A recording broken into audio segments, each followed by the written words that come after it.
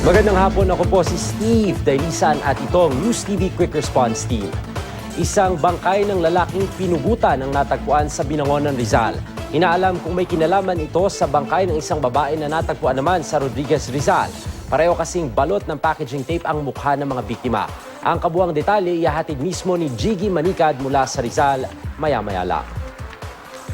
Isang bagong silang na sanggol ang natagpuan sa kanal sa Aringay, La Union. Sa inisyal na investigasyon ng mga pulis, umiiyak at walang saplot ang sanggol ng matagpuan ng isang babaeng napadaan malapit sa kanal. Dinala agad ang sanggol sa health center dahil nangihina na siya at hindi tumitigil sa pag-iyak. Kinalaunan dinala siya sa La Union Medical Center sa Agoo. Kasalukuyan siyang nasa neonatal intensive care unit ng ospital. Pinainom daw ito ng breast milk at binigyan ng antibiotic. Ipinasuri rin sa ophthalmologist ang bata dahil sa nakitang puti-puti sa kanyang mata. Kailangan daw operahan ng baby dahil dito. Patuloy ang paghahanap ng mga taga-barangay sa nanay ng sanggol.